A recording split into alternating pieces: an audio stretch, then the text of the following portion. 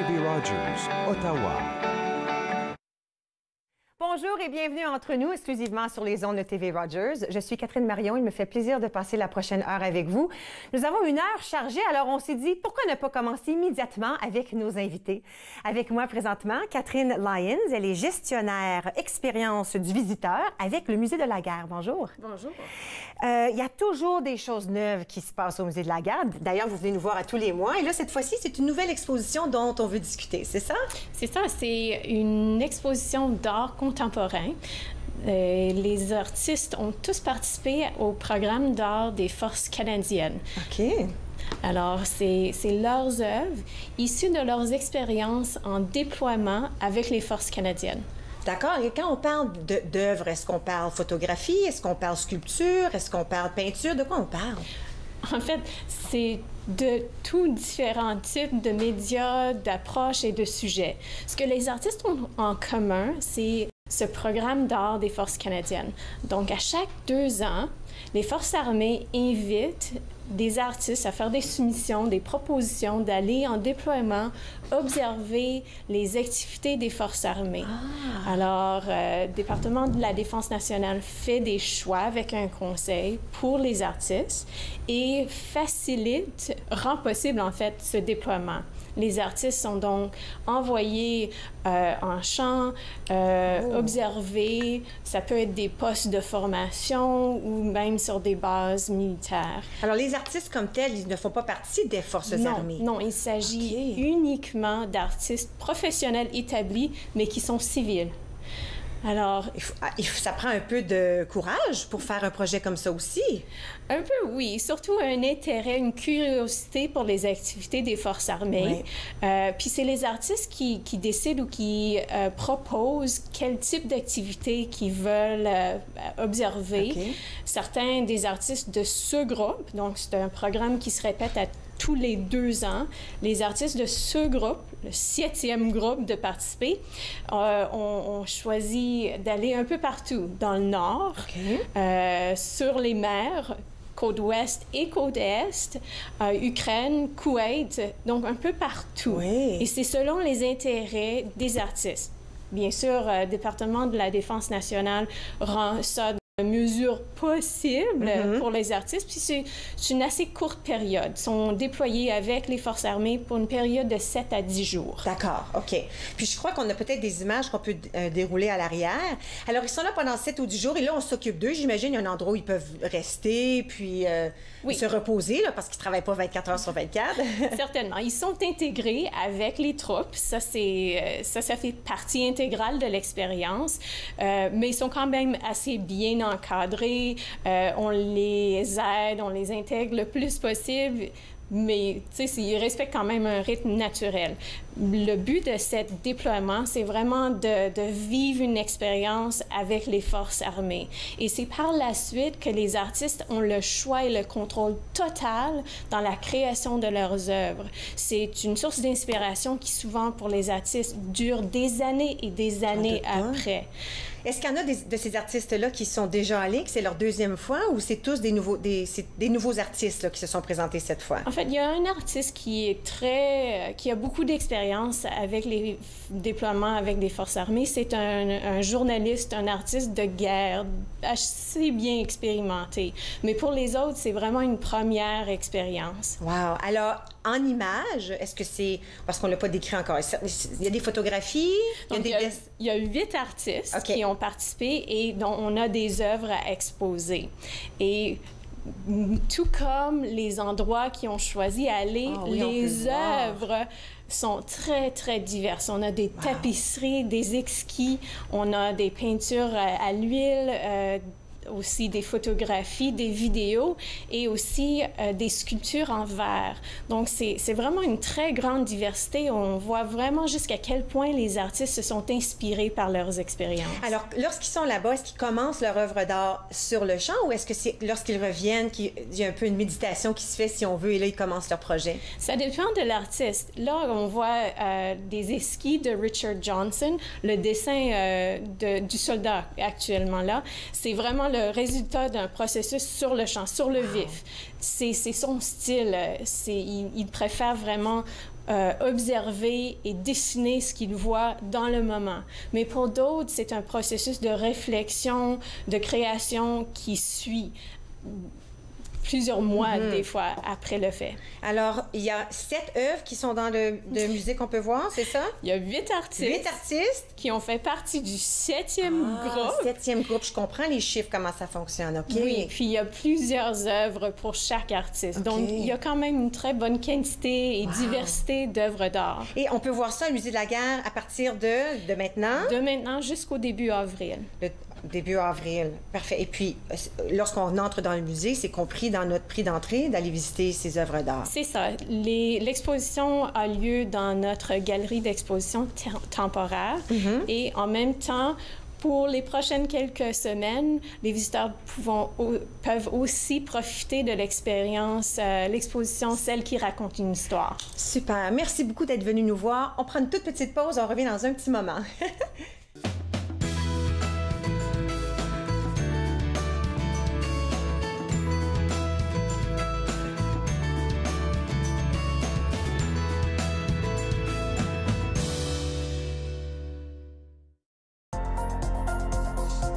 L'émission suivante vous est présentée par la télétransportée Rogers. Profitez du contenu exclusif gratuitement. Disponible au www.rogersanyplacetv.com.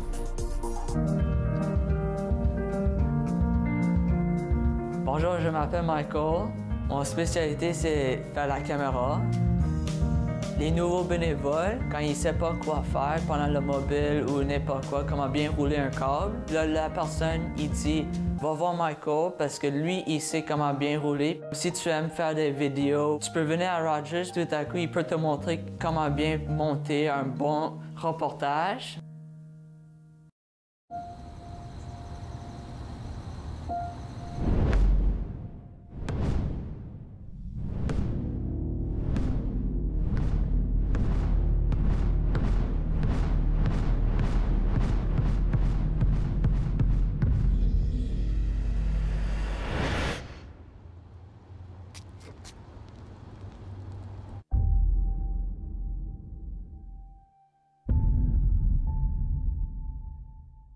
À la prochaine émission, je reçois Sylvie Lapointe et nous poursuivons toutes deux nos échanges sur le prophète de Khalil-Gibran.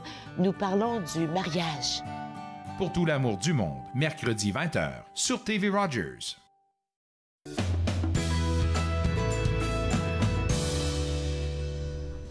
Vous êtes de retour entre nous sur les ondes de TV Rogers. Nous allons parler de l'Alliance française. Et présentement avec moi, la directrice de l'Alliance française, Mme Cécile Miel. Bonjour. Bonjour.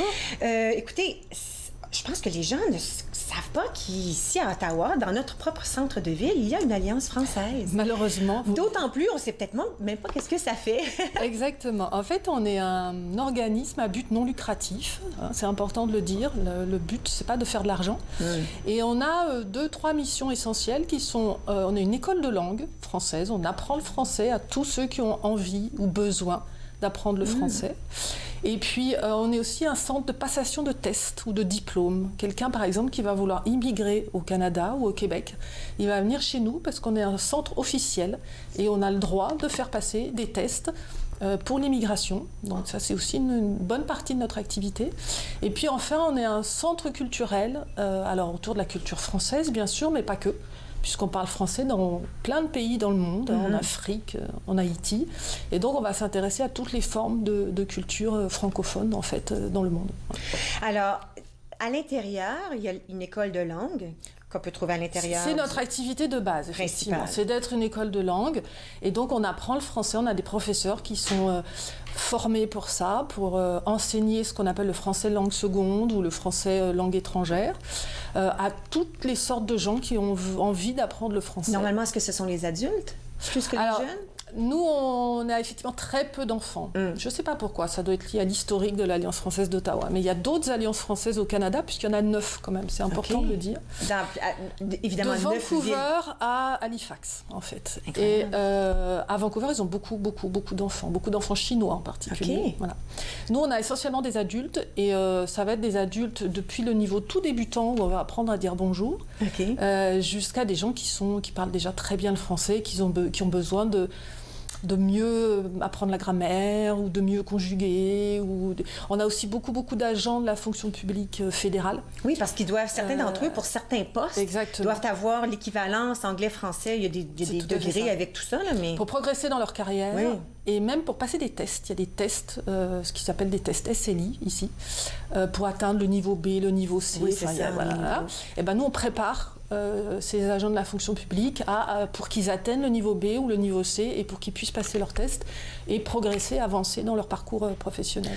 Un cours de langue française peut durer combien de temps à peu près à l'intérieur de l'Alliance? C'est 1 heure ou 2 heures, souvent 2 heures. On a des cours toute la semaine, le matin, le soir pour les gens qui travaillent et qui voudraient enchaîner jusqu'à 8 heures du soir, et tous les samedis aussi, on a des cours. Et puis alors, ça dure 1 heure ou 2, et puis on planifie 1 mois, 2 mois, 3 mois, comment ça fonctionne? C'est ça, on a des sessions, on a un système de sessions toutes les 7 semaines à peu près. La prochaine, c'est le 17 mars, on appelle ça Spring, pour bien parler français, c'est notre session Spring.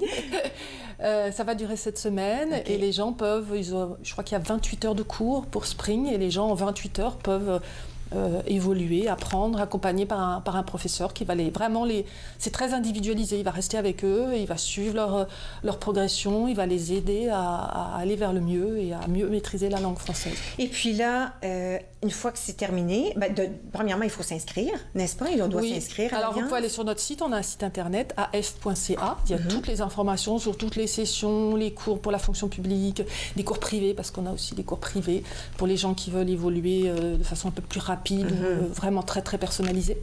Et puis ils s'inscrivent, c'est très facile, ça peut se faire. Et puis là, à la fin, on a un certificat, un diplôme?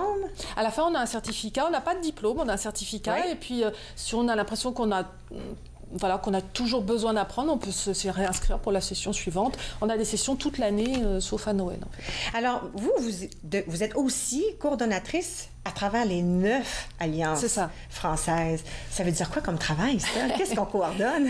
En fait, j'ai un mandat de Paris. En fait, moi, je suis envoyée par Paris. Même si l'Alliance française est une association canadienne, ça c'est important, avec un conseil d'administration canadien, moi, je suis quand même envoyée par le ministère français des Affaires étrangères. Et donc, ils m'ont donné une mission complémentaire. Ils m'ont demandé de faire le lien, faire la coordination entre les 9 alliances françaises.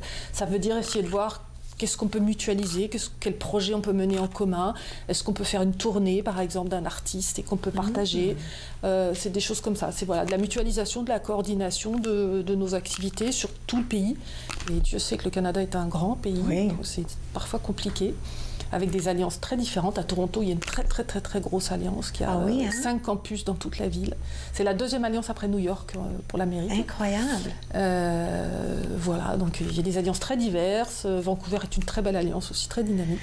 Mais là, en parlant de très belle alliance, la nôtre est en rénovation. Il y a des choses qui se passent avec une réouverture bientôt. Parlez-nous un tout petit peu de ce qui se passe. On a tout cassé. Ah oui? Pour tout refaire. Pour tout refaire. On a tout cassé. Donc nous, on est dans une vieille maison, je crois que vous appelez ça les maisons héritage. C'est des maisons classées, en fait, historiques, qui est magnifique. Sur la rue McLaren. Sur la rue McLaren, en centre-ville. Voilà, c'était très beau, mais c'était un peu vieux. Et puis, au niveau de la réglementation, on était parfois un peu limite parce que c'était... on peut en voir une image. Voilà. C'est ça. Donc voilà, c'est une très belle vieille maison typique d'Ottawa, en briques, mais à l'intérieur, des fois il faisait froid, des fois il faisait chaud, les salles de classe, elles n'étaient pas exactement comme on voulait, etc., etc. Donc on a pris une grande décision qui était de tout refaire à l'intérieur. Wow. Donc ça va être très très beau. On va avoir 12 salles de classe de toutes les tailles. On va avoir une médiathèque magnifique avec des livres, des DVD. On va pouvoir faire du cinéma, on va avoir une galerie d'exposition. Ça va être vraiment très très beau. Et on a fait appel à des designers d'Ottawa d'ailleurs, pour nous faire des propositions de mobilier moderne, mais en même temps conviviaux, chaleureux. Je pense que ça va être vraiment une belle maison de la France, comme j'ai envie de... Et le travail est déjà commencé? Ah oui, le travail a commencé. Ils creusent, on fait une extension derrière, ils mettent du ciment. Oui, c'est un travail énorme. Est-ce que ça veut dire que durant le travail, il y a quand même des classes, des cours? Non, nous, on est à côté. On a loué des espaces au 340, tout juste à côté. Génial. Parce qu'on ne voulait pas arrêter, puis on ne doit pas arrêter. Et donc, la vie continue. Pendant les travaux, la vie continue. Et on reviendra normalement, c'est pas normalement, si tout va bien, mais tout ira bien. Début mai, on fera une grande fête, une belle inauguration des nouveaux espaces. À ce moment-là, au début du mois de mai, là, il faudra revenir avec des photos du avant et le après. Avec plaisir. Montrer à tout le monde à quel point c'est joli. Rappelons aux gens quel est le site web si on veut s'inscrire. De un, si on veut avoir de l'information, oui. Et si on veut s'inscrire au cours de français. C'est af.ca. Et là, vous pouvez d'ailleurs avoir accès à tous les sites Internet de toutes les alliances françaises et vous pouvez avoir évidemment les informations sur l'Alliance française Ottawa. D'Ottawa. Et si on veut s'inscrire au cours, on peut faire à partir du site web ou est-ce qu'on devrait Alors, pour le moment, non. Il faut appeler encore. On est en train de faire un nouveau site. C'est pareil, on fait plein de choses nouvelles. La nouvelle maison et le nouveau site. On est en chantier surtout. Mais c'est bien, c'est plein de promesses. Et donc là, pour le moment, il faut passer par la réception. De toute façon, nous, on trouve important que chaque personne qui veut s'inscrire passe un test pour connaître son niveau. Donc, il faut de toute façon puis là, on sait dans quel cours ils ont besoin. Oui, exactement. C'est une très bonne idée. Tout à fait. Merci beaucoup. Mais merci beaucoup. Bonne chance avec les projets d'agrandissement et de rénovation. Et puis, on a hâte de voir ça quand ça sera fini au mois de mai. Merci beaucoup. C'est beau, merci beaucoup. Alors, nous allons prendre une toute petite pause. À notre tour, Suzanne Valiquette va se joindre à moi et on va parler de l'agrandissement du Château Laurier, un autre projet de rénovation. Restez avec moi, vous regardez Entre nous sur les ondes de TV Rogers.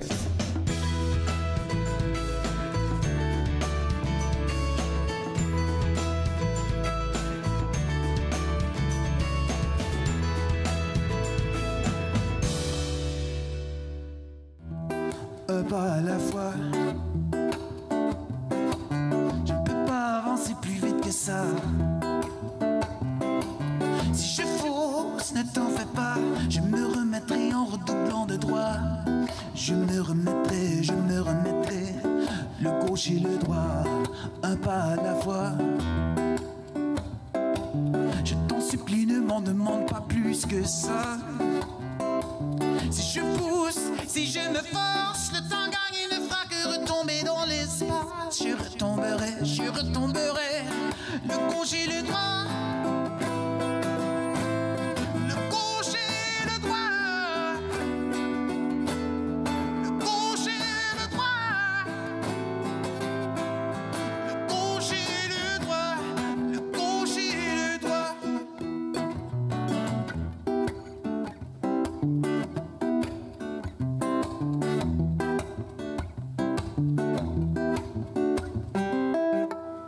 Un pas à la fois. C'est comme ça que je rentrerai chez moi. Si ce n'est qu'aux petites heures du matin, c'est pour que tu me guides par la main. Je rentrerai chez moi, le gauche et le droit. Le gauche et le droit.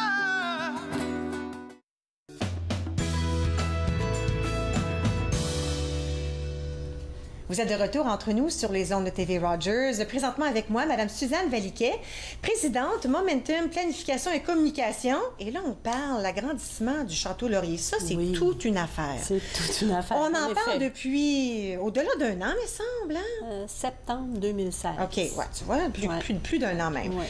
Et puis, on prend un pas de recul, si on veut. Pourquoi ça prend un agrandissement au Château Laurier?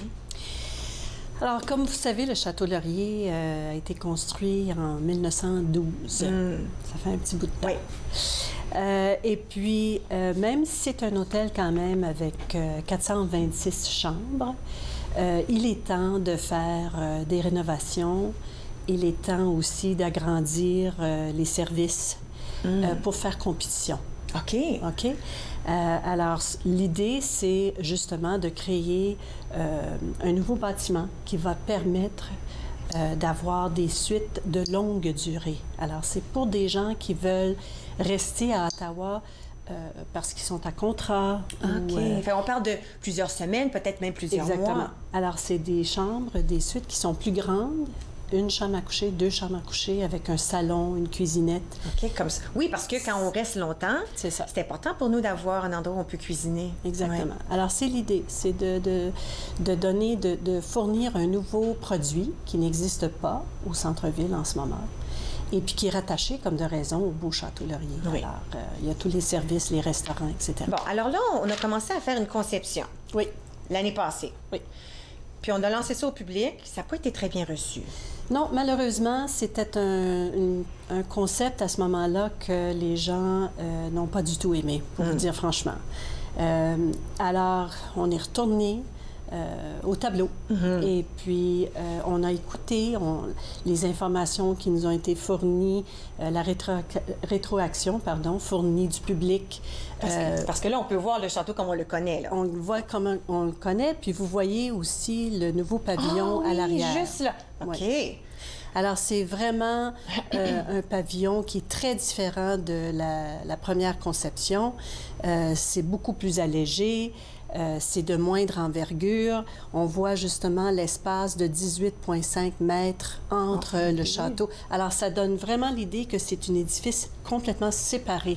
Tandis qu'auparavant, c'était rattaché. C'était 2 ailes rattachées à l'édifice avec 11 et 12 étages. Ici, c'est 8 étages. On voit très bien la toiture du Château Laurier, puis on est dans le parc majeur, là, comme la vue du parc majeur. Alors, on voit que la toiture n'est pas du tout cachée. Exactement. Alors, c'était toutes des petites choses que le public nous a dit.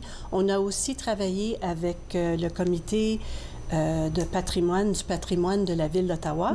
On a eu plusieurs rencontres avec eux. Ce sont des experts, OK? On a aussi travaillé avec les employés de la Ville, et puis c'est la nouvelle conception qui est là. Oui. Maintenant, c'est quand même pas décidé, sa nouvelle conception. C'est ça. Mais est-ce que les gens sont invités à... Oui. Alors, ce qui va se passer maintenant, c'est... il y a une séance d'information qui va avoir lieu le 28 février à l'Hôtel de Ville. Parce que, étant donné qu'on a maintenant placé la demande à la Ville d'Ottawa, c'est eux qui contrôlent tout l'aspect d'information de séance publique. Alors, c'est eux qui vont récolter tous les commentaires du public. Notre architecte sera là, Peter Clouse, de Architecte Alliance. Il va faire une présentation à la séance d'information. Et ensuite, ça va passer au comité d'examen du design urbain. Ça, c'est encore un comité de la Ville d'Ottawa. Ce sont des experts, encore une fois, qui viennent d'un peu partout, qui vont regarder les dessins, la soumission. Ensuite, ça passe au sous-comité du patrimoine bâti. Ça passe par plusieurs il y a choses. plusieurs étapes, hein? Oui. Et ensuite, ça passe au comité d'urbanisme qui, on va espérer, va recommander au conseil qu'on accepte le conseil. Est-ce que je peux vous poser la question, pourquoi on a tenté de le faire si différent et ne pas faire comme l'édifice du château de 1912? Oui, et puis ça, c'est la question la plus importante. Je suis certaine que c'est la question la plus posée aussi. C'est celle la plus posée. On n'a pas le droit, si vous voulez. C'est une réglementation qui a été conçue, et puis c'est un règlement qui est municipal, provincial, fédéral, qu'on ne doit pas répéter exactement l'architecture de l'édifice et puis de cette époque. Il faut respecter l'architecture de l'époque. Alors, si on fait exactement la même chose, bien à ce moment-là, on se trouve à créer quelque chose une imitation. Et puis, il faut aujourd'hui regarder l'architecture. Qu'est-ce qui est moderne? Qu'est-ce qu'on fait de nos jours? Alors, c'est aussi de respecter le temps dans lequel on est présentement, l'époque dans laquelle on est. D'ici 100 ans, peut-être que le nouveau bâtiment va être un bâtiment patrimonial. On sait jamais. Oui, c'est vrai, ça se peut fort bien. Oui. Alors, quand on le regarde, je sais qu'on voulait parler un petit peu des matériaux. C'est évident qu'il est un peu différent. Il y a beaucoup de lumière, de vitrines. Oui. Et puis, c'est exactement ce que le verre crée. Hein? C'est une certaine luminosité qui en ressort. C'est un verre transparent. Et puis, l'architecte est allé chercher un motif floral qui existe à l'intérieur du Château Laurier. On le trouve dans le plafond de la grande salle de bal. Oui. C'est là que je me suis mariée. Je m'en souviens. C'est tellement beau, cette salle-là. C'est la plus belle des salles dans notre région. Ouais. Alors, ça s'appelle la rosace. Et puis, la rosace, on l'a repris et puis on va la mettre de façon fritée dans le verre. Alors, les panneaux, les côtés, les murs, si vous voulez, extérieurs du pavillon vont refléter ce motif. On va le retrouver aussi dans la très grande porte de garage qui donne sur l'avenue Mackenzie. Vous allez retrouver le motif en cuivre. On est allé aussi chercher le calcaire qui est la pierre qu'on a utilisée pour construire le Château Laurier. Vous allez retrouver cette même pierre à l'extérieur du pavillon au rez-de-chaussée. Alors, il y a des choses qui font écho. Oui, alors ça se marie bien. Ça se marie bien entre les deux. Il y a quand même un beau mariage entre le nouveau et le classique qu'on connaît. Alors, on va inviter les gens à aller à châteauvision.ca, de un, pour voir les images. Le 28 février, on invite les gens à l'Hôtel de Ville, s'ils veulent en savoir plus. Puis de là, ben, on va voir toutes les étapes, à savoir qu'est-ce qui se passe. À quel moment est-ce qu'on espère pouvoir commencer cette construction? Janvier 2019. Ah, c'est bientôt. Oui. Wow. Châteauvision.ca. Merci beaucoup, Mme Valiquet. Écoutez, allez voir le site Web. Regardez les photos, je les ai vues hier. C'est quand même pas si mal. Donnez-y une chance. J'ai regardé, ça a l'air vraiment très joli, surtout que c'est un petit peu séparé du Château-Laurier. Ça va être très beau pour notre ville. Bon, on s'en va à la pause. À notre tour, nous allons parler avec Mme Aja Bessler. Elle est directrice générale de l'ACFO et on parle des prix Bernard Grandmaître. Restez avec moi.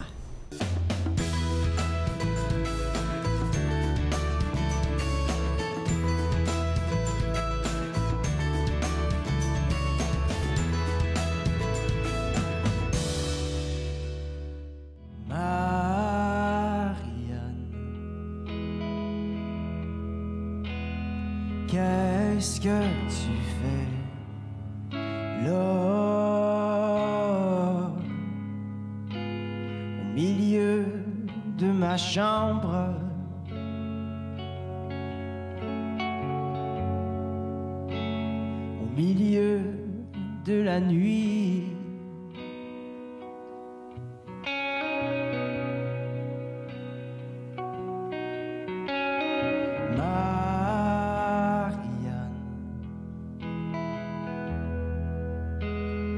Tellement délicate.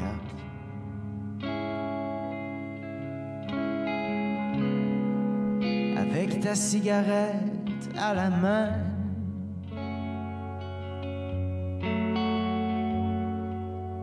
Et le soleil entre tes seins.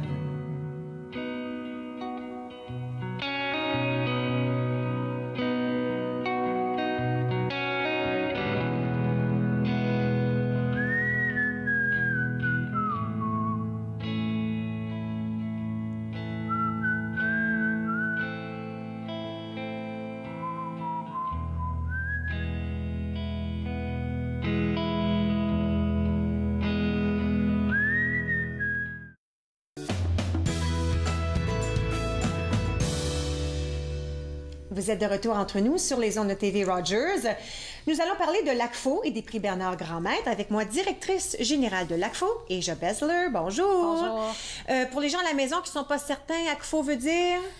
L'ACFO Ottawa, c'est l'Association des communautés francophones d'Ottawa. Puis il y a des ACFO partout en province qui sont des regroupements des francophones de ces régions-là. Donc nous, on est l'organisme porte-parole. On s'occupe de maintenir les droits en français, l'accès aux services en français. On organise aussi une programmation pour répondre aux besoins des différents francophones et francophiles de la région. OK, c'est extraordinaire. Alors, il y a plein de choses qui se passent par rapport à l'ACFO. Alors, si on va au site Web, on peut voir tout ce qui se passe, tout ce qui peut se passer dans les prochaines semaines, mois, jours. Oui, on peut aller sur le site Web ou on peut trouver l'ACFO Ottawa dans tous les médias sociaux aussi. Absolument.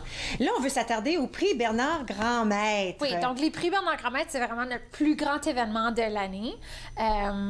Ou au moins grandiose, disons. Mais c'est un gala qui rassemble entre 250 et 300 personnes annuellement.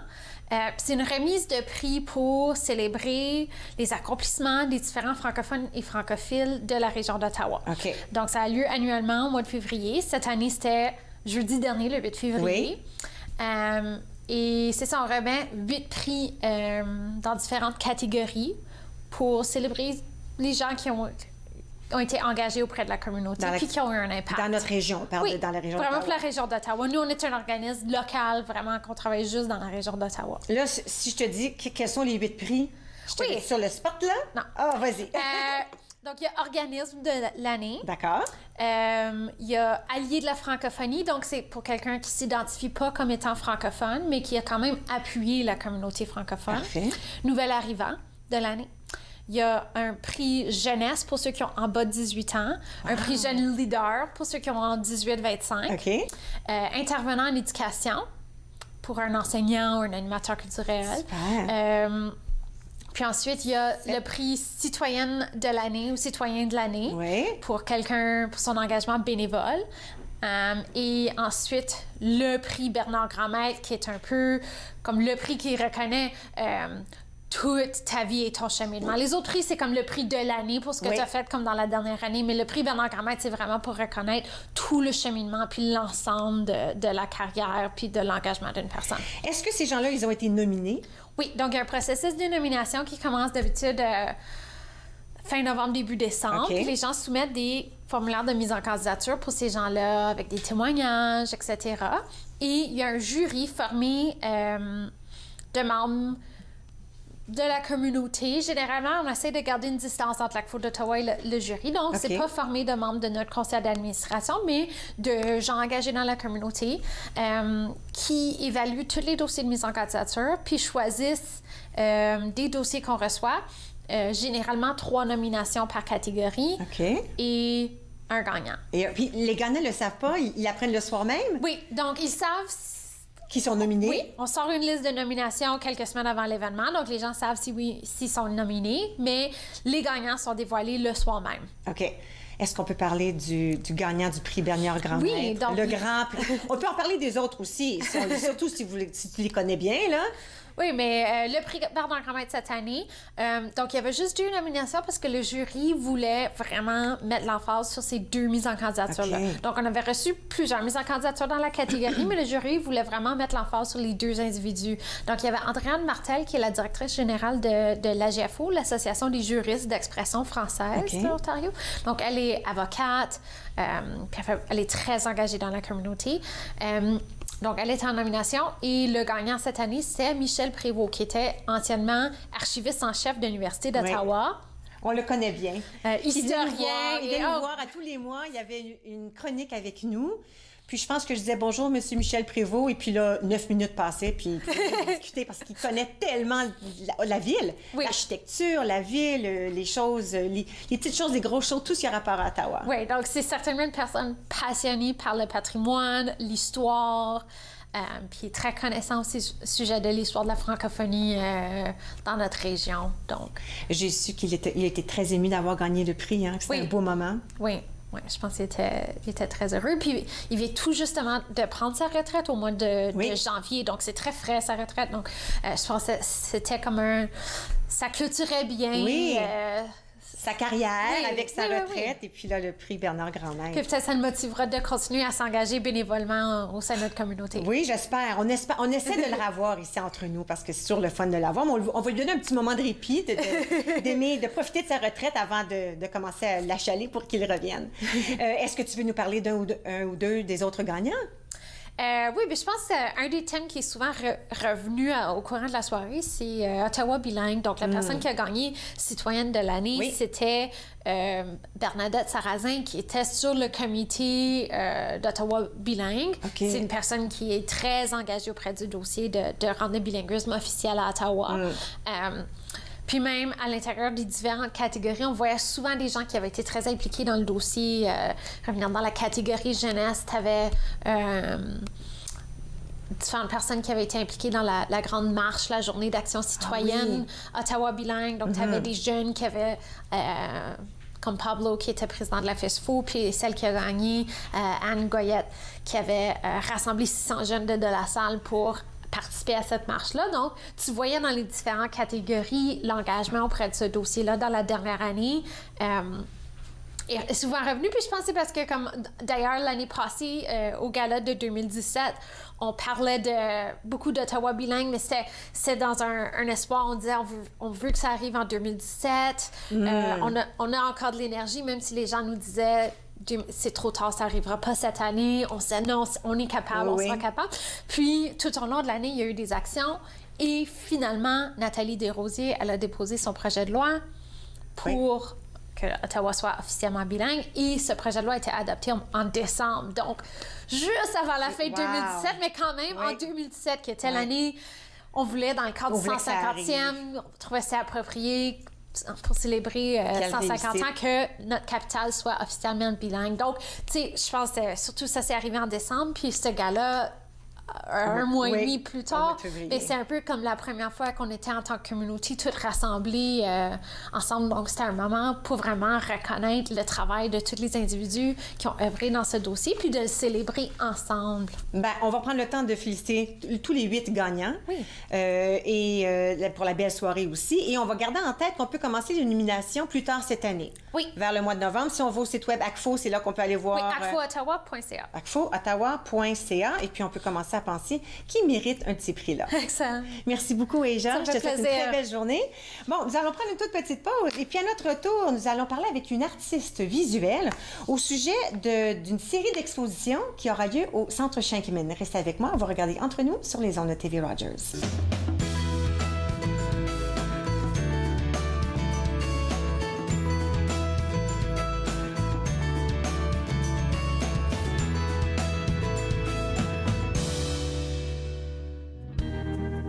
En attendant que la roche redevienne du sol.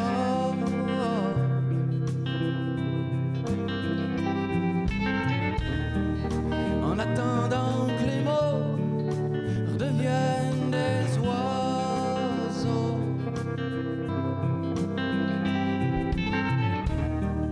Que les joies retrouvent l'hirondelle, l'allumette, la chandelle, la rivière, le sel.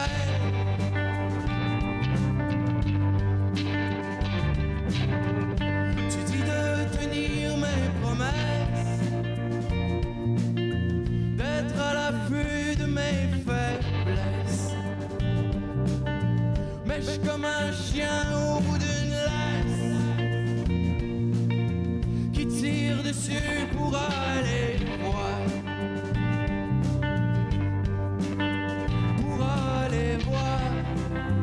Au bout de la rue, c'est peut-être ben beau, comme un nuage passager, ou comme la langue chaude des vents de l'été.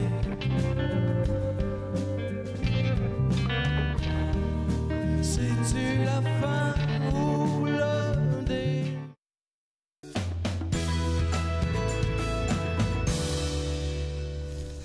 Vous êtes de retour entre nous sur les ondes de TV Rogers. Madame Sylvie Grenier, elle est artiste visuelle, est avec moi présentement. Bonjour. Bonjour. Écoute, on parle d'une grande série d'expositions qui aura lieu cette année au Centre Shankman. Et je dis cette année puisque votre exposition n'est qu'au mois de septembre. Exactement. Alors, évidemment, c'est quelque chose qui va se passer. Est-ce que... tout au long, à chaque mois, parce qu'il y en a 12, est-ce que ça veut dire qu'il y en aura au mois de février, mars, avril? Est-ce que c'est comme ça que ça marche? Mais oui. Alors, le Conseil des arts AOU, AOE, Conseil des... Oui. En fait, ils organisent un jury à chaque année et puis, selon les propositions qui sont soumises, ils choisissent des artistes. Et alors, il y a une grande galerie qui est ouverte, en fait, aux membres du Conseil des arts AOE. Oui, AOE. Et puis, alors ça se passe à l'intérieur du Centre Shankman. Alors, les œuvres d'art sont affichées. Est-ce que il les change à chaque mois ou est-ce qu'au fur et à mesure, on fait juste ajouter les œuvres d'art, comme ça, à la fin, on peut voir tous les 12 exposants ou vraiment, on se concentre sur l'artiste en question? Non, ce sont des expositions qui sont dédiées aux artistes. Donc, certains artistes présentent leurs œuvres, leurs propres œuvres tout seuls, et il y en a d'autres où ce sont des expositions conjointes avec deux artistes. OK. Alors, si on parle de vous et de votre art, vous êtes artiste visuel. Pour les gens qui ne sont pas certains, ça veut dire quoi, ça? Alors, visuel, je fais de donc, je fais des toiles. Okay. Et je travaille avec de l'huile et j'aime bien utiliser beaucoup de couleurs et avoir des toiles qui ont des compositions très simples et qui montrent de contraste. Et c'est basé généralement sur mes souvenirs de paysages, mais c'est un mélange de figuratif et abstrait. Alors, c'est un peu la frontière entre les deux. Et mais j'explore toujours. On peut en voir une, ça c'est oui, voilà, c'est une exposition. Alors, généralement, beaucoup de contrastes et beaucoup de couleurs. Et ça montre aussi l'expression de la spatule, parce que je travaille beaucoup avec une spatule. D'accord. Et donc, c'est ça, c'est basé sur mes souvenirs. Donc, c'est comme toutes les œuvres d'art, ce sont des interprétations. C'est la différence entre ce qu'on voit et ce qu'on peut voir dans une photographie, mais c'est interprété par l'artiste. Donc, c'est ça. Et vous êtes artiste depuis toujours? À quel moment vous avez commencé à travailler avec Ville? Non, alors je suis une urbaniste à la retraite et je suis retournée à l'école pour faire de l'art. Mais c'est dans la famille. C'est dans la famille. Ma mère était artiste et elle nous amenait au jardin zoologique pour faire des dessins, des tableaux. Et même avant même de marcher, elle nous amenait à la campagne pour travailler. Elle a travaillé des artistes très connus. Et elle a même fondé la rue du Trésor à Québec. Wow! Ça vous dit quelque chose? J'en ai entendu parler, là. C'est une rue qui est piétonne et c'est un endroit où les artistes exposent pendant tout l'été. Justement parce qu'à ce moment-là, il y avait très peu d'endroits où les artistes pouvaient exposer. Alors, contrairement à aujourd'hui où il y a beaucoup de galeries. Et puis là, justement, c'est ce qui se passe avec au Centre Schenkman. Alors, ce sont les exposants de 2018. C'est de ça qu'on parle aujourd'hui. Il y a aussi un site web, si les gens à la maison veulent en savoir plus. Alors, c'est ART, alors art, SOE.ca. Et puis, on peut savoir qui s'en vient à quel moment. Et puis, c'est vraiment une série. Alors, on peut voir quelqu'un de différent à tous les mois. Alors, pour vous, ce sera le mois de septembre. Oui, c'est ça. Alors, quand vous allez arriver, vous aurez combien d'œuvres à peu près que vous allez pouvoir afficher? J'en aurai une douzaine. Okay. Et je fais ça avec une collègue, Victoria Krasiova. Et donc, elle travaille avec l'aquarelle et l'encre. Et on fait ça toutes les deux ensemble. Et il y a un vernissage le 30 septembre. OK. Et puis, lorsqu'on est au vernissage, pour vous, ce sera le 30 septembre, on rencontre l'artiste aussi? Mais oui, les artistes sont toujours là. Extraordinaire. C'est ça. Et puis, s'il y a quelque chose au mur que je dis, ça me prend ça pour mon salon, ma salle à manger, est-ce qu'on peut aussi acheter les œuvres d'art? Absolument, ils sont toutes à vendre, oui. Alors, on espère que vous allez venir. Absolument. Et le Centre Schenkman, d'ailleurs, de 1, c'est très facile à se rendre. De l'autoroute, on fait juste sortir à la 10e ligne, c'est très facile. De 2, le stationnement est gratuit. Les heures des visites, est-ce qu'on sait? Est-ce que c'est les heures du Centre Schenkman comme tel ou est-ce que c'est seulement matin, midi, soir? Et c'est ouvert tous les jours, durant la semaine, je crois, de 9h à 5h. Et c'est ouvert les fins de semaine lorsqu'il y a des vernissages. Oui. Incroyable. Bon, écoutez, je vous souhaite bonne chance avec votre vernissage. Vous avez du travail à faire ou c'est fini pour vous, vos œuvres, vos douzaines d'œuvres? Moi, je travaille toujours. Oui. Ça arrive des fois qu'on dit, OK, voici mes 12. Ah non, puis là, on en fait une autre, puis on change jusqu'à la dernière. Parce que des fois, Ah oui, ça va changer. Ah oui? Ça risque de changer jusqu'à la fin. C'est ça. Mais écoutez, bonne chance. On va se voir au mois de septembre au Centre des Arts Schenkman. N'est-ce pas? Très bien. Alors, pour ça, à la maison, vous pouvez aller visiter SOE.ca. Vous allez pouvoir voir quels artistes arrivent à quel mois et à quel moment. Peut-être un petit preview aussi, un petit preview, comme on dit, là, des œuvres d'art qui seront affichées. Vous allez pouvoir voir les œuvres d'art de Mme Grenier au mois de septembre. C'est le moment d'une dernière pause. Et ensuite, Peggy Civil, chroniqueuse régulière, consultante en communication. Aujourd'hui, on parle de la reconnaissance dans le milieu du travail. Restez avec moi.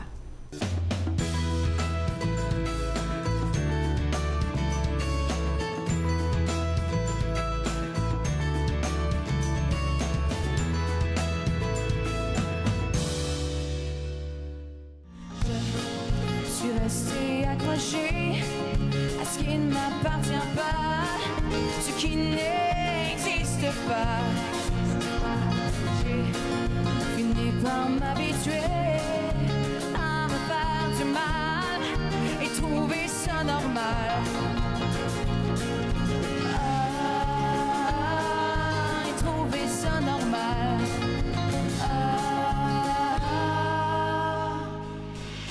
Même si on m'a dit un auto, même si on m'a dit un auto, moi je te dis que je veux plus que ça, toi tu veux juste ça sous les draps.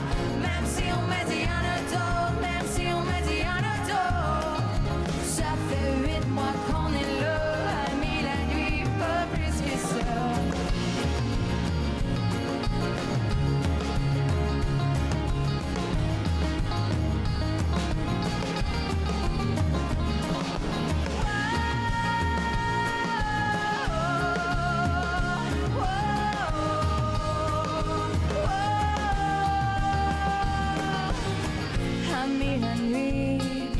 plus que ça. Même si on me dit un auto, même si on me dit un auto, moi je te dis que je veux plus que ça. Toi tu veux juste être sous les draps.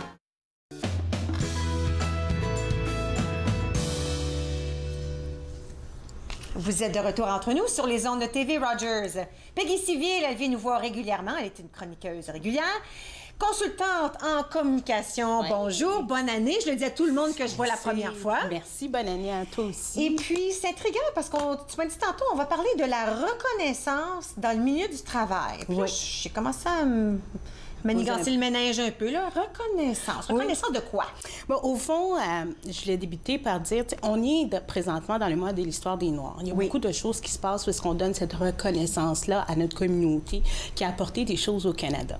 Je faisais faire le lien aussi avec la Saint-Valentin. Dans la Saint-Valentin, notre approche est vraiment de dire un témoignage de reconnaissance des gens qui nous entourent, l'amour. Donc, alors, pourquoi pas le faire dans le milieu des affaires? Des fois, on s'imagine que lorsque quelqu'un nous donne un petit filon, lorsque quelqu'un nous donne des conseils, etc., on leur dit merci sur le coup, mais on ne revient jamais. On n'a jamais cette reconnaissance-là faite d'une façon différente. Donc, communiquer votre reconnaissance en affaires, c'est comme un peu un service à la clientèle très personnalisé qu'on va aller chercher avec les gens qui nous entourent. OK. Donc, on peut le faire aussi, les gens qui nous tiennent dans notre entreprise, les mentors, il y a aussi les commanditaires, les gens qui se joignent à nous dans l'aventure lorsqu'on a un événement, etc. Il y a aussi notre famille qui nous soutient dans les affaires, dans notre entreprise. Donc, comment qu'on fait pour les remercier, pour les reconnaître dans ce qu'ils font pour nous? Plus que juste dire merci au moment que ça se passe. Exactement. Plus que ça. Donc, partons avec la définition de qu'est-ce que la reconnaissance. Qu'est-ce que la reconnaissance pour toi? Ben, ça, moi, je vois un peu la différence entre dire merci et reconnaître. Alors, souvent, moi, j'aime bien ça quand j'ai un bon service à quelque part, dire merci, puis ensuite aller à la maison puis écrire un courriel. Moi, j'aime ça parce que je me dis, c'est pas un travail facile, ça. Exactement. La personne qui me vend quelque chose ou qui m'offre son avis, et que des fois, je reviens 2, 3, 4 fois, je suis pas sûre. J'aime ça écrire un courriel. Ça, je pense, pour moi, c'est comme la reconnaissance. Mais peut-être qu'il y en a de la meilleure, je sais pas. Mais au fond, j'aime ça parce que la façon que tu t'exprimes, il n'y a pas nécessairement une bonne ou une mauvaise façon. Le fait de reconnaître, d'aller un petit peu plus loin que dire merci, je pense que c'est l'important. Donc, la définition, entre autres, que moi, j'ai écrite, je me suis dit, c'est reconnaître l'apport de l'autre qui vous soutient dans l'atteinte de vos objectifs en affaires, en entreprise, etc. Donc, il y a différentes façons de reconnaître les gens qui nous supportent. Une façon, c'est une façon écrite.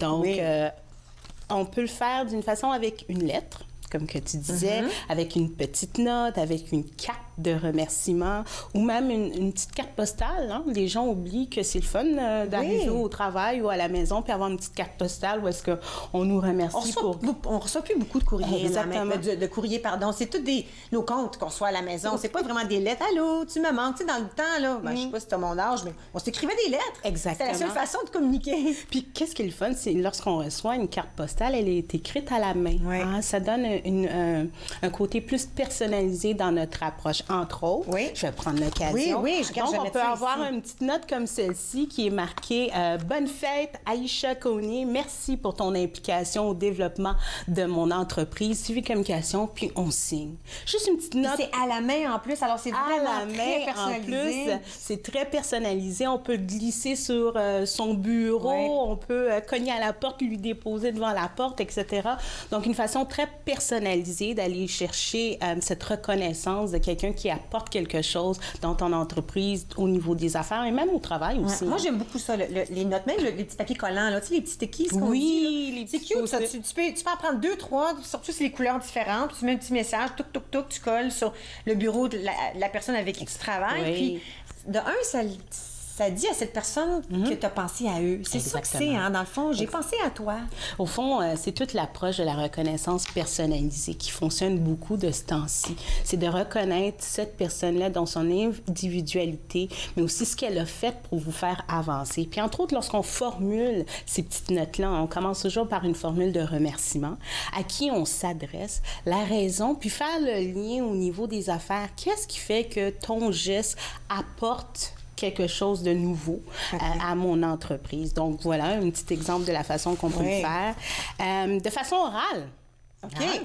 On peut prendre l'occasion. Je sais que c'est pas facile. Aujourd'hui, on est beaucoup sur les médias sociaux, etc. Mais de façon orale aussi, ça existe toujours, le contact avec l'être humain. Je vais te dire, je sais qu'il m'entend, là, mais moi, j'ai un producteur avec qui je travaille il n'y a pas de difficulté à dire aux gens qui font, que ce soit les bénévoles ou moi-même, des fois, des choses qui se passent, où on a eu un épisode difficile ou quelque chose, tu sais, on a une surprise, quelqu'un se présente, tout ça. Alors, on fait de notre mieux. Puis quand c'est fini, il ne gêne pas de dire, tu sais, une chance que tu étais là, une chance que tu... Je peux pas te dire, même à l'âge que j'ai, même que ça fait longtemps que je fais ce travail-là, cette voix-là, qui dans le fond, c'est mon supérieur, qui me dit ces choses-là, tu peux pas s'attendre, de continuer de faire du mieux que tu peux, puis de deux, cette valorisation-là. Puis on oublie que ça compte pour quelque chose. Fait que moi, j'ai tendance à vouloir faire la même chose avec les gens, puis ça se propage. On dirait que c'est comme un petit bien qui se propage. Tu sais, une personne fait quelque chose, toi, ça tente, puis ça continue un peu comme ça. Oui, on est très heureux de t'avoir cette discussion. Ça, c'est Yolande. C'est ça. Une reconnaissance. Merci, Yolande. Très touchée. Écoutez, je vais faire le lien. Une des choses les plus importantes pour les gens qui sont dans le milieu de travail des affaires, c'est la reconnaissance. Donc, il faut absolument arriver à faire cette reconnaissance-là d'une façon personnalisée pour encourager les gens à rester avec vous, faire ce cheminement. Et aimer rester. Parce qu'il y a combien de gens à qui on pense comme, oh, ma job, il n'y a personne qui sait que je... Tu sais, je suis tellement... Mais tu sais... Que j'existe. C'est ça, mais moi, j'ai 2 emplois où les gens me disent merci parce qu'ils sont contents de ce que je fais, mais là, tu te sens valorisé, puis tu as juste envie d'être le meilleur que tu peux être ou la meilleure que tu peux être, puis foncer. On est bien. Écoute, on n'a pas tous des journées qui sont jackpot, mais ça aide de savoir que... Alors, j'aime ça. Alors, le dire à voix haute. Puis aussi, je vais tenter l'expérience. Attendez-moi. Souvent, ça sonne... Souvent, là... Allô? Je vais vous expliquer. Allô, est-ce que ce serait possible de parler à Stéphane Jacques, s'il vous plaît? Oui, Stéphane, comment ça va? On est directement présentement à TV Rogers. Puis je voulais faire vivre en simultané comment qu'on fait pour remercier. Je voulais prendre le temps de te remercier, de croire en civile communication. Il est en train de rire, il capote. Je voulais te remercier pour ton apport de civile communication en tant que commanditaire au niveau de LTL Mode. Aujourd'hui, je porte ta montre, donc je suis super contente. Merci beaucoup pour ton soutien. Puis, au nom de toute l'équipe, écoute, c'est un cheminement qu'on apprécie que tu sois présent avec nous. Il capote. Oui, je suis à la télévision en direct. Je vais te rappeler, OK? Bye-bye. Il est quand même... Je vais le rappeler, je vais lui expliquer. C'est trop cute, ça! Donc, important, des fois, on a notre cellulaire. Ben oui, au lieu de faire des niaiseries. On texte, puis c'est tellement impersonnel. Ça existe encore, le cellulaire. On est capable de parler aux gens. Prenez cette opportunité-là de les appeler et de leur dire merci. Donc, voilà. Ça. Qui capotait. Capotait. Donc, voilà, du côté oral, qu'est-ce qu'on peut faire? Il y a aussi sur Facebook Messenger, on peut laisser un petit message. Hein? Il y a WhatsApp aussi, où est-ce qu'on peut maintenant laisser des petits messages. Donc, juste appeler, dire « Bonjour, comment ça va? » Un petit message vocal, puis lui dire « OK, mon nom, pourquoi que je te remercie, le lien avec ma compagnie encore une fois. » Donc, comment faire pour aller se rapprocher encore plus puis de personnaliser cette approche-là. Voilà. Tout ça, là, cette reconnaissance, est-ce qu'on vise le gérant, le propriétaire, le gérant comme tel, ou est-ce qu'on vise tout le monde dans l'entreprise, du travailleur jusqu'à la personne qui est en tête, la personne chef? Intéressant ton approche. Remercier, c'est dans l'acte de ce que l'autre personne apporte dans ton cheminement. Qu'il soit directeur, qu'il soit personne qui fait le ménage, qu'il soit personne qui t'apporte les choses à manger le matin, que ce soit un ami qui te donne un conseil puis que ça te permet de faire un cheminement dans ta vie. Et je pense que le merci, il n'y a pas de hiérarchie. Il est pour tout le monde. Donc, la reconnaissance, c'est pour tout le monde. Voilà. Super. On poursuit? Absolument, vas-y. Okay, il nous reste encore du temps. Il nous reste encore du temps. Parfait. Donc, les réseaux sociaux. OK. Donc, ça, j'ai déjà fait ça. Excuse-moi, je t'interromps. Non, c'est bon. Sur Twitter, j'ai eu un très bon service à quelque part. Puis j'ai dit, sais-tu quoi? Puis j'ai envoyé un tweet à la compagnie. J'ai dit, à la compagnie, vos gens de tel magasin ont tellement bien s'occuper de mon vélo. Sans faute, je retourne à votre magasin. J'ai envoyé Ils ont vu ça, eux autres. Écoute, c'est un très, très bel exemple. C'est correct, ça? C'est parfait. Même les gens qui ont des compagnies, reconnaissez les gens qui vous entourent et vos clients. Lorsqu'un client prend la peine d'aller sur votre page Facebook et vous marquer un commentaire, c'est une opportunité en or de pouvoir répondre à ce client-là, même si c'est pour lui dire merci beaucoup, notre équipe est content de lire votre commentaire, ou juste avoir un petit like où est-ce qu'il y a un petit cœur qui va sortir. Oui. C'est important de reconnaître vos clients, même sur les médias sociaux. Reste avec moi. On va prendre une toute petite pause. Okay. Puis à notre tour, on va finaliser un peu notre conversation au sujet de la reconnaissance en milieu des affaires. Restez avec moi et nous revenons dans un moment.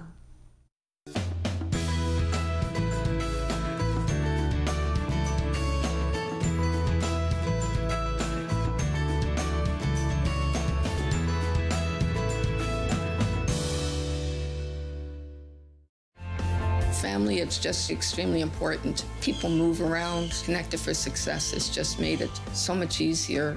For the longest time, I was on cloud nine. It connects you to family, it connects you to the outside world, and it makes you feel connected to the community. It was a whole new experience. You realize then how much you missed out. In fact, connect is my favorite word now. I love that word. It keeps me out of trouble.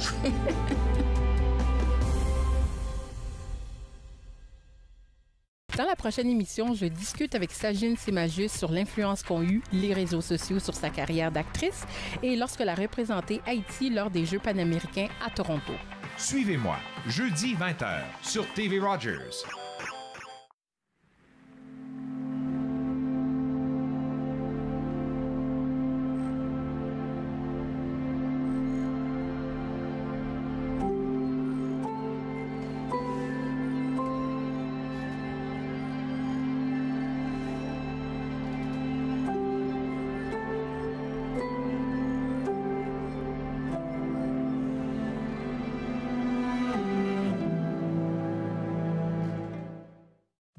À la prochaine émission de Ta carrière, ton histoire, on invite Jay Gosselin qui nous parle de Discover Year, une année sabbatique pour les jeunes après le secondaire.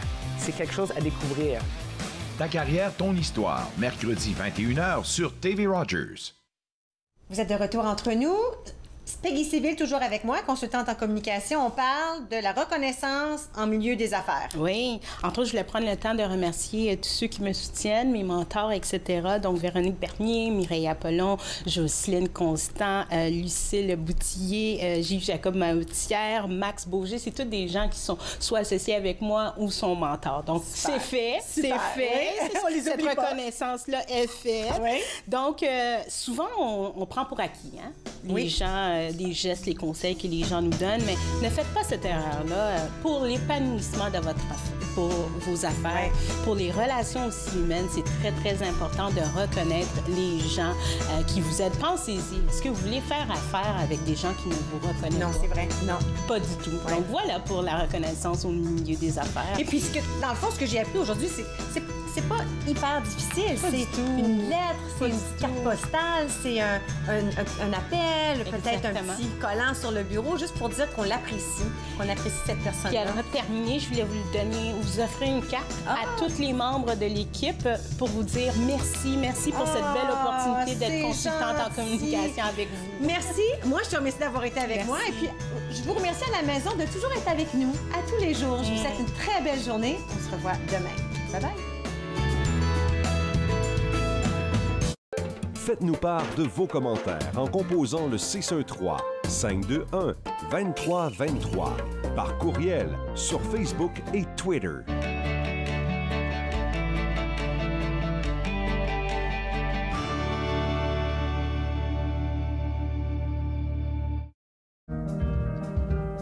C'est Diana Ombé et je suis bénévole stagiaire à TV Rogers. Je suis en majeure partie occupée de la Régie Plateau pour l'émission Entre nous et d'acquérir des connaissances sur le terrain. Ici, tout le monde est super sympa. On veut vous aider, on veut vous apporter votre soutien dans les différentes activités à mener. J'ai aussi apprécié le fait que c'est très convivial et qui donne la possibilité aux jeunes de pouvoir exprimer leurs talents et leurs passions. Je pense que Rogers est vraiment le meilleur endroit.